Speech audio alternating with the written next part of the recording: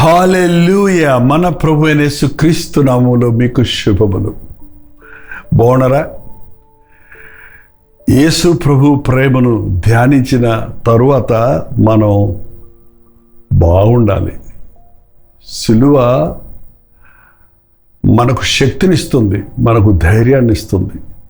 వెళ్ళారా? Good Friday రోజు దేవుని సన్నిధికి వెళ్ళారా? దేవుని సన్నిధిలో గడిపారా? దేవునితో నిబంధన చేసుకున్నారా? ఆయన కొరకు జీవించడం కొరకు మిమ్మల్ని మీరు సమర్పించుకున్నారా? మీరు చెప్పినా నాకు వినపడదు కదా. లైవ్ చాట్లోకి వచ్చి టైప్ చేయండి, లేకపోతే ఒక వాట్సాప్ మెసేజ్ పెట్టండి. వచన ప్రార్థన. పరిశుద్ధుడా, మరొక రోజు ఇచ్చావు, మరొకసారి ఈ సీజన్లో నాయన మాతో నీవు మాట్లాడుతున్న విధానాన్ని బట్టి నిన్ను జ్ఞాపకం చేసుకొని నీ వెళ్ళిన స్థితిగతులను, మా కొరకు నీవు కార్చిన కన్నీటిని, చిందించిన రక్తాన్ని, చేసిన సిలువ యాగాన్ని మేము ధ్యానిస్తుండగా మరింతగా నిన్ను స్తుతించుటకు, నీ సాక్షులుగా బ్రతుకుటకు సహాయం చేయమని క్రీస్తు నామములో అడుగుచున్నాము తండ్రి. ఆమేన్. గుడ్ ఫ్రైడే అనేది ఒక విజయోత్సవ దినం అండి. యేసు ప్రభు సమాప్తమైనది అని చెప్పిన మాట ఒక అపజయం కాదు, ఓటమి కాదు. నిజంగా అది జయం. సమాప్తమైంది. సాతాను క్రియలు ఇక మూయబడ్డాయి. అపవాది తల చితకగొట్టబడింది. ఇక వాడికి అధికారం లేదు. అదేంటంటే అలాగంటారు? సాతాను ఇంకా ఉన్నాడు కదా, తిరుగుతున్నాడు కదా, వాడిని ఇంకా ప్రభు బంధించలేదు కదా. ఏ క్షణంలో అయినా డిక్లరేషన్ అయిపోయిందండి. వాడికి శిక్ష విధించబడింది. ఇంప్లిమెంట్ ఎందుకు అవ్వలేదంటే ఇంకా సాతాను చేతుల్లో ఎందరో ఉన్నారు కనుక మన నిమిత్తమై ఆయన తామసం చేస్తున్నాడు.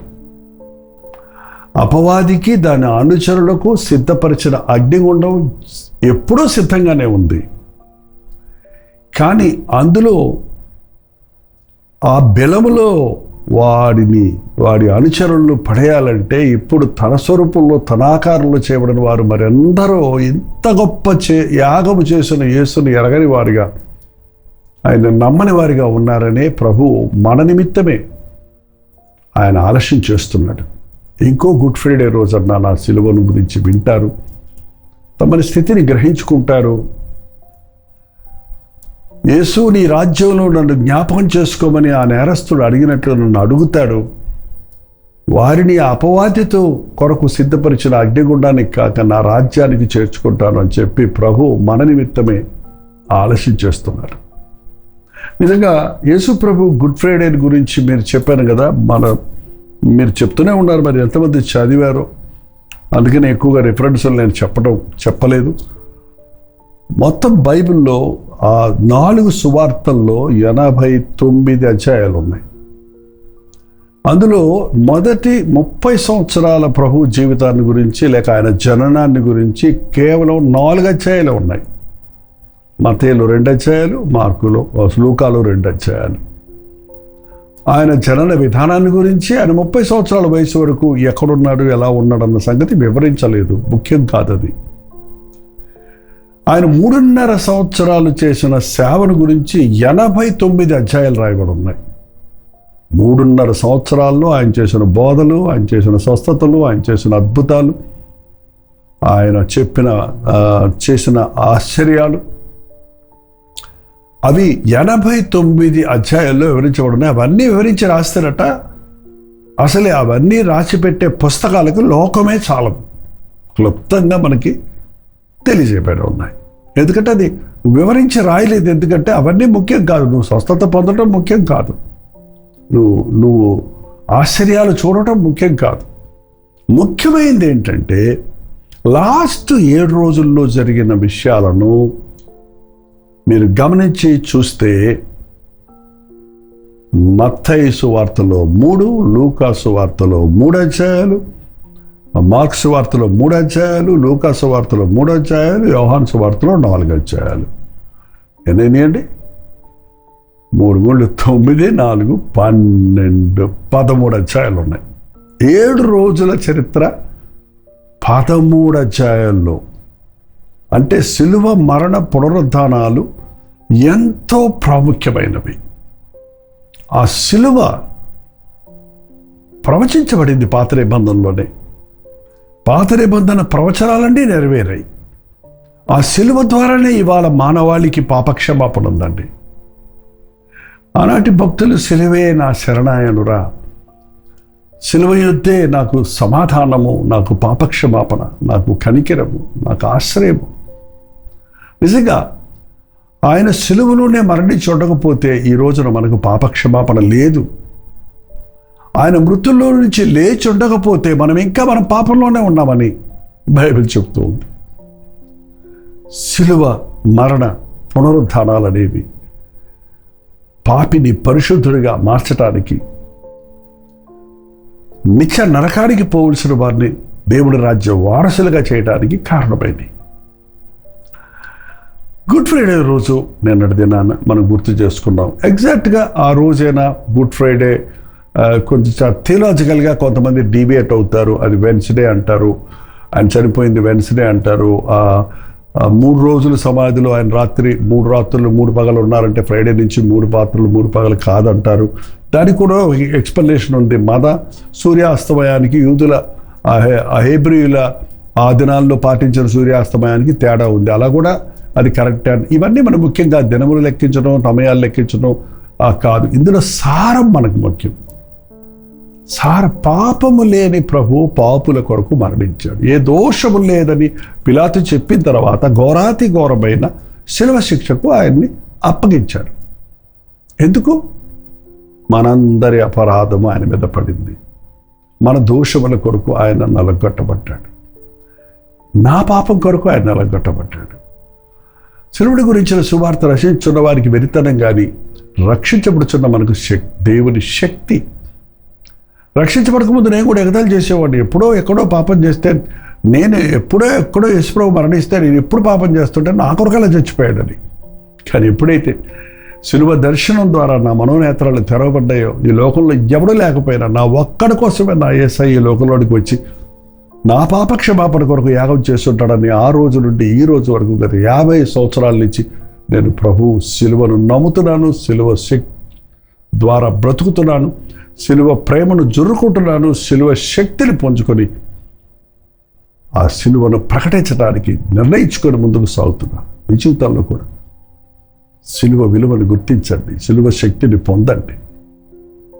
ఆయన శిలువను మరణించిన ఆ తర్వాత సాయంకాలం, గుడ్ ఫ్రైడే రోజు సాయంత్రం, నిన్న మనకు సమయం లేదు కాబట్టి అంత ముగించలేదు, ఆ సాయంత్రము అంతవరకు బయటికి రాకుండా ఉన్న రహస్య శిష్యులుగా ఉన్న నికోదేము ప్రభు దగ్గరికి వచ్చి మారు మనసు పొందాలని సంగతి విన్నవాడు, ఆయన ఆ యొక్క సభలో ముఖ్యమైనటువంటి పాత్ర వహిస్తున్నటువంటి ఒక ధనవంతుడైన ఒక అరిమతయి యోసేపు అనేవాడు తెగించి బయటకు వచ్చారటండి. సిలువలో యాగమైన తర్వాత ప్రజలందరి కొరకు ఒకరు మరణించుట మంచిది అని అన్న యోసేపు, అరిమతయి యోసేపు, ఈయనే లోక రక్షకుడిని గుర్తించినప్పుడు బహిరంగంగా మత చాదస్తాలు వదిలిపెట్టి, ఎవడేమనుకుంటాడని వదిలిపెట్టి తెగించి బయటకు వచ్చి ఆ శరీరాన్ని మాకు ఇవ్వండి అని పిలాతు దగ్గరికి వెళ్ళి, అధికారంలో ఉన్నాడు కనుక ఆయన దగ్గర పర్మిషన్ తీసుకొని, చీకటపడిన తర్వాత సిలువలో ప్రభువు వేలాడకూడదు అని ఆ రాత్రికి రాత్రి తన కొరకు తొలిపించుకున్న సమాధిలో, ఆ రోజుల్లో ఈరోజు అమెరికా లాంటి దేశాల్లో, మన దేశంలో కొంతమంది ధనవంతులు ముందే స్థలాలు కొనుక్కొని సమాధులకు కట్టించుకొని చుట్టూ తోటలు వేసుకొని అది జ్ఞాపకార్థంగా ఊచేసుకుంటున్నారు. ఆ ధనవంతుడు తను చక్కగా కట్టించుకున్నటువంటి ఆ రోజుల్లో సమాధులు మట్టిలో తవ్వేది కాదు, మన దేశంలో అయితే తవ్వాలి గుంటలు, అక్కడ గుహలు, రాతి గుహల్లోనే సమాధులు చేయబడేవి. ఆ రాతి గుహ ముందుగానే సిద్ధపరచుకోవాలి. సో తన కొరకు తొలిపించుకున్న సమాధిలో, కొత్త సమాధిలో, అసలు ఎప్పుడు తెరవని సమాధిలో ఆయన ప్రభు శరీరాన్ని కిందకు దింపి నారబట్టలతో ఆయన్ని చుట్టి ఒక్క శిష్యుడు కనపడలేదు. ప్రభువు ద్వారా మేలు పొందిన వారు ఎవ్వరు అక్కడ కనపడలేదు. కుష్ఠరోగులు మారారు, తాగుబోతులు మారారు, మరి పాపులు మారారు, ఎంతోమంది స్వస్థతలు పొందారు, ఎన్నో స్వస్థతలు పొందారు కదండి. ఆ స్వస్థతలు పొందినోడికి ఎక్కడికి బయట నీతో ఉంటాము చచ్చిపోతారు కూడా రెడీ అన్న వాళ్ళు కూడా శిష్యులు చెదిరిపోయి బెదిరిపోయి ఈ ఆయన మరణించాడని తెలియగానే గదిలోకి వెళ్ళిపోయి తలుపులు వేసుకొని ఆ మూలొకడు ఈ మూలొకడు కూర్చొని రోధిస్తున్నారు. ఒకరితో ఒకరు మాట్లాడటానికి కూడా ధైర్యం లేకుండా పోయింది. ఈ శనివారం ప్రభు మరణించిన తరువాతి రోజు ఒక మౌన దినంగానే మిగిలిపోయింది. అందుకనే బైబిల్లో కూడా ఆ విషయం ఇంకేమీ రాలేదు. సబ్బాతు దినం అది. ఆ సబ్బాతు రోజు యాక్చువల్గా ఎవరు పనులు చేసుకోకూడదు, బయటకు వెళ్ళకూడదు. కాబట్టి ఇది లాక్డౌన్ లాగా ఎక్కడ వాళ్ళు అక్కడ గప్చిప్ అయిపోయారు. అల్లకల్లోలంగా ఉండింది ఆ రోజున, ముందు రోజు గుడ్ ఫ్రైడే రోజు. కానీ ప్రభు మరణించేశాడని చెప్పినప్పుడు ఇంక అందరూ సైలెంట్ అయిపోయారు. అందరూ ఆలోచించడం మొదలుపెట్టారు. అందరూ ఆశ్చర్యంతో నిండిపోయారు. ఏ సమాధానాలు లేని వారిగా మిగిలిపోయారు. మనం కూడా ఈ రోజున ధ్యానిస్తాం, సిలువను ధ్యానిస్తూ ముందుకు వెళ్తే మనలోకి ఒక తెగింపు వస్తుందంటే సమర్పణ వస్తుంది. ఆ సమాధిలో నారగుడ్డతో ఆయన చుట్టి, బ్యాండేజ్ లాగా చుట్టి ఆ శరీరాన్ని ఆ సమాధిలో ఉంచారు. కొందరు స్త్రీలు మాత్రం, కొంతమంది స్త్రీలు దెయ్యముల చేత పీడించబడుతున్నప్పుడు విడిపించబడిన స్త్రీలు, ఆయన బోధ ద్వారా హృదయాలు సమర్పించుకున్న కొంతమంది స్త్రీలు ఆయన సమాధిని దూరం నుండి, అది కూడా ఎక్కడ ఉండే సమాధిని చూసుకొని వెళ్ళిపోయారే తప్ప మిగిలిన వాళ్ళు ఎవ్వరూ బయటకు వచ్చినట్టు కనపడలేదు. ఆ రోజు అరిమతయి, యోసేపు, నికోదేము కూడా తెగించి బయటకు వచ్చి తమ చేయగలిగింది చేసి బ్రతికున్నప్పుడు ఆయనకి ఏం చేయలేకపోయాం, ఆయన ముందుకెళ్ళి చెప్పుకోలేకపోయామని వారు ఎంతో కృతజ్ఞతతో విరిగిన హృదయంతో తెగించారండి. ఇప్పటికైనా మనం తెగించండి. రహస్య క్రైస్తవులుగా ఉండకండి. రహస్యమైనది లేదండి. యేసు ప్రభువును బహిరంగంగా ఒప్పుకోవాలి. శ్రమైన హింసైన బాధైన. ఆ రోజంతా సాటర్డే అంతా మౌనంగా ఉంది. ఈ రోజంతా కూడా నేనే ఆయన్ని సిలువేశానా, నా వల్లనే ఆయనకి అవమానమా, నా స్థానంలో ఆయన మరణించాడా అన్న విషయాన్ని ఒంటరిగా మీరు కూడా వెళ్ళి సిలువను ధ్యానించండి. సిలువ యందు అతిశయించండి. సిలువ శక్తిని పుంజుకోండి. ఉచితమైతే రేపటి దినాన పునరుద్ధానపు దినాన్ని రెజరెక్టెడ్ సండేగా గుర్తు చేసుకుంటున్నాం. ఒక ప్రత్యేకంగా ఈస్టర్ అంటున్నాం. ఆ తెల్లవారుజామున ఏం జరిగిందన్నది రేపటి ఆ ధ్యానంలో ధ్యానిద్దాం. ఈ రోజుకి మౌనంగా మనం ప్రభు సరదులో ఈ దినమంతా వేరేనంత మట్టుకు ఒంటరిగా ప్రభు చేసిన యాగాన్ని తలంచి సిలువను ధ్యానించి ఆయన కృపలో భద్రపరచబడతాం. ప్రార్థన. పరిశుద్ధుల ప్రేమగల తండ్రి, ఈ సమయంలో ఎవరెవరు ఎక్కడెక్కడి నుంచి ఆయన ఈ సందేశాన్ని వింటున్నారో వారి హృదయాలలో కార్యం జరిగించు. సిలువ అనేది ఒక చరిత్రగా మిగిలిపోక ఊహగా కథగా మనుషులు అనుకొనకదా ఆయన అందులో ఉన్న శక్తిని గ్రహించినట్లు, సిలువ యాగము ద్వారా సంఘం పుట్టిందని, క్రీస్తు రక్తము ద్వారా పాపికి పరలోక రాజ్య భాగ్యం దొరికిందన్నది, క్రీస్తు రక్తములో కడగబడిన వారి ద్వారా ఈరోజు విమోచించబడిన వారిగా ప్రపంచవ్యాప్తముగా అన్ని జాతుల వారు, అన్ని భాషల వారు, అన్ని జనాంగముల వారు యేసయ్య రక్షకుడని అంగీకరించి నిన్ను ఆరాధిస్తుండగా ప్రతి నామము కంటే ఉన్నతమైన నామముగా నీ నామము హెచ్చించబడింది. ఆకాశం మీద, భూమి కింద ఉన్న ప్రతి వాని మోకాలు నీ నామంలో వంగాలని, క్రీస్తే యేసే ప్రభు అని ఒప్పుకోవాలని నీవు అంగీకరించినట్లుగా, నువ్వు అధికారం ఇచ్చినట్లుగా, ఇంకా ప్రతి నాలుక సడలించబడినట్లు యేసే రక్షకుడిని అంగీకరించినట్లుగా వారి మనోనేత్రాలను తెరవు. క్రీస్తులోని సౌందర్యాన్ని, సిలువలోని ప్రేమను, క్రీస్తు కొరకు చేసినటువంటి యాగాన్ని గుర్తించి సిలువ ద్వారా కలిగే శక్తిని, పరలోక రాజ్య భాగ్యాన్ని పొందుకొనుటకు మా ఒక్కొక్కరికి సహాయం చేయమని క్రీస్తు నామంలో అడుగుచున్నాను తండ్రి. ఆమేన్. మన తండ్రి అయిన దేవుని యొక్క ప్రేమయు, కుమారుడైన క్రీస్తు యొక్క కృపయు, ఆదరణకర్త అయిన పరిశుద్ధాత్మ యొక్క సహవాసమును కూడి వచ్చిన మనందరికీ ఇప్పుడును సదాకాలము తోడేయును గాక. ఆమేన్. దేవుడి స్తోత్రం.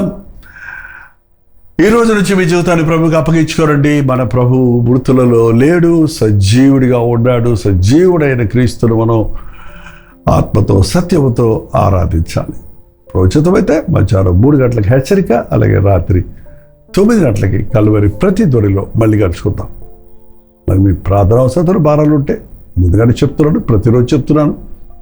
9540 నెంబర్కి, ఇతర దేశాల్లో ఉంటే 9100101008 నెంబర్కి టెక్స్ట్ లేక వాయిస్ మెసేజ్ ద్వారా వాట్సాప్ పెట్టండి.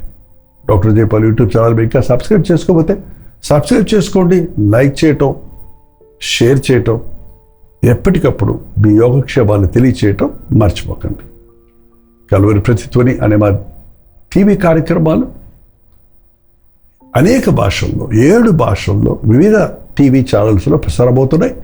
భారభరితమైన ఆ పరిచయంలో మీరు పాలిభాగస్తులుగా ఉండకూడితే మీ విరాళాలు పంపి ఆ పరిచయంలో పాలిభాగస్తులు అవ్వచ్చు. ఈ విషయం మీకు ఇంకా వివరాలు కావాలంటే QR కోడ్ స్కాన్ చేసుకోండి, లేక www.jaipal.org వెబ్సైట్ దర్శించండి. అలాగే 8939393939 నెంబర్కి మీరు కాల్ చేసి మార్నింగ్ 10 to ఈవినింగ్ 10 లోపల డీటెయిల్స్ తెలుసుకోవచ్చు. మీకోసం ప్రార్థిస్తున్నాం. మీరు అన్ని విషయాల్లో వర్ధిల్లాలని, దేవునికి దగ్గరగా ఉండాలని, ఈ గుడ్ ఫ్రైడే, ఈ ప్యాషన్ వీక్, ఈ ఈస్టర్ తర్వాత మనందరం ఇంకా పాత జీవితాన్ని కాక క్రీస్తులో ఉన్నవాడికి కలిగి ఉండే నూతన జీవితంతో దేవుడి కొరకు ప్రకాశించాలని, ఆయన సాక్షులుగా వర్ధిల్లాలని, ఆయన రాకడ కొరకు సిద్ధపడాలని మీకోసం ప్రార్థిస్తున్నాం. మీరు ప్రార్థించండి. రోజుతో మళ్ళీ కలుసుకుందాం. అంతవరకు మహాకృప మీకు తోడేయును గాక. హల్లెలూయా. ముంబై పరిసర ప్రాంతాల్లో ఉన్న వారికి శుభవార్త. ప్రభుత్వమైతే ఏప్రిల్ 14వ తారీఖున ధారావిలోను, అలాగే ఏప్రిల్ 15వ తారీఖున గోరెగాన్లోను 2 స్థలాల్లో 2 ఈవినింగ్ గెట్ టుగెదర్స్ను ఏర్పాటు చేస్తున్నాం. హిందీలో వాక్యం వింటున్న మిమ్మల్ని, తెలుగు వారిని, తమిళ వారిని, ఇతర భాషల వారిని కూడా వాక్యం ద్వారా బలపడుతున్నటువంటి మిమ్మల్ని ముఖాముఖిగా చూడాలని, మీకోసం ప్రార్థన చేయాలని ఆశతో దేవుని సన్నిధిని మనమందరం అనుభవించి ప్రభు ఇచ్చే సందేశాలను ఆలకించడం ద్వారా, ప్రభువును స్తుతించి ఆరాధించడం ద్వారా గొప్ప ఉజ్జీవాన్ని చూడాలని ప్రార్థనిస్తున్నాం. మీరును ప్రార్థన పూర్వకంగా రండి. గమనించండి, ఏప్రిల్ 14వ తారీఖు ధారావిలో మార్నింగ్ స్టార్ స్కూల్లో సాయంత్రం 10 గంటల నుంచి సాయంత్రం 6 గంటల నుంచి 10 గంటల వరకు ఒక సెషన్. అలాగే 15వ తారీఖు బుధవారం సాయంత్రం 6 గంటల నుంచి 10 గంటల వరకు గోరెగాడ్లో మరొక గెట్ టుగెదర్ ఏర్పాటు చేస్తున్నాం. మీకు ఏది అనుకూలమో లేక 2 స్థలాలకి వచ్చి పరిపూర్ణంగా దీవించబడండి. ధారావి చిరునామా గమనించండి. Morning star school near Sion railway station, Dharavi, Mumbai. April 14వ తారీఖు సాయంత్రం 6 గంటల నుంచి 10 గంటల వరకు. ఇంకా ఈ విషయమై వివరాలు కావాలంటే QR కోడ్ స్కాన్ చేసుకోండి, లేక ఈ నెంబర్కి మీరు కాల్ చేసి వివరాలు తెలుసుకోండి. అలాగే ఏప్రిల్ 15వ తారీఖు గోరెగాన్లో మహారాష్ట్ర విద్యా హాల్, మోతీలాల్ నగర్, గోరెగాన్ వెస్ట్, ముంబై. సాయంత్రం 6 గంటల నుంచి 10 గంటల వరకు మాత్రమే రండి. ముఖాముఖిగా మీరు చూడటానికి, మీకోసం ప్రార్థించడానికి అవకాశాన్ని కలుగజేయండి. ఈ 2 రోజుల గెట్ టుగెదర్లు ఏర్పాటు చేస్తున్నాం. ఈ విషయాలు గుర్తుపెట్టుకోండి. రండి, మీ స్నేహితుల్ని, బంధువుల్ని అందరినీ ఆహ్వానించండి. అత్యధికమైన దీవెనలు పొందండి. తప్పకొస్తారు కదా.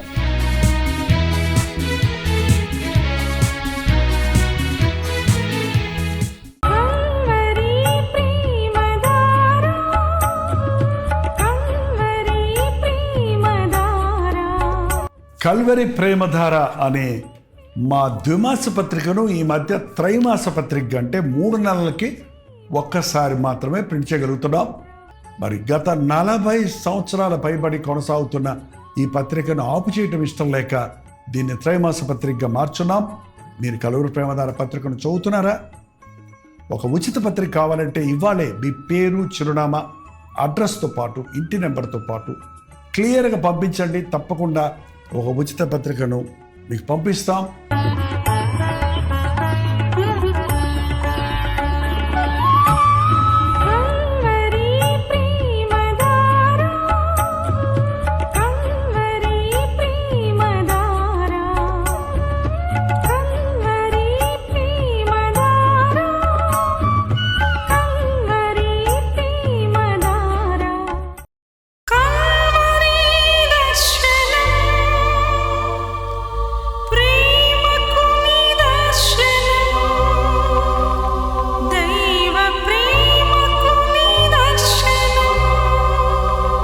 తెలుగు, తమిళ, హిందీ, మలయాళం, బెంగాలీ, ఒరియా అనే 6 భాషల్లో టెలివిజన్ ప్రోగ్రామ్స్ కొనసాగుతూనే ఉన్నాయి. భారభరితమైన పరిచయంలో మీరు సహకరించాలని ఆశిస్తే, ప్రభు మిమ్మల్ని ప్రేరేపిస్తే మీ విరాళాలు, కానుకలు మనకి మీరు పంపించవచ్చు. అవి నేరుగా టీవీ ఛానల్స్కి వెళ్తాయి. అందులో ఏది మేము మా సొంత ఖర్చుల కొరకు ముట్టుకోవటం లేదు, వేరే పరిచయ కొరకు ముట్టుకోవటం లేదు. టెలివిజన్ పరిచయలో ఇంకా సువార్త వినని వారికి అది అందించాలని ఆశతో ఒక 20 సంవత్సరాలుగా కొనసాగుతున్న పరిచయం కొరకు ప్రార్థించండి, మీ సహకారాన్ని అందించండి. ఈ విషయం మీకు ఇంకా వివరాలు కావాలంటే 89393939 అనే నెంబర్కి మార్నింగ్ 10 నుంచి ఈవినింగ్ 10 లోపల మీరు ఫోన్ చేయండి, వివరాలు మీకు తెలియజేస్తాం.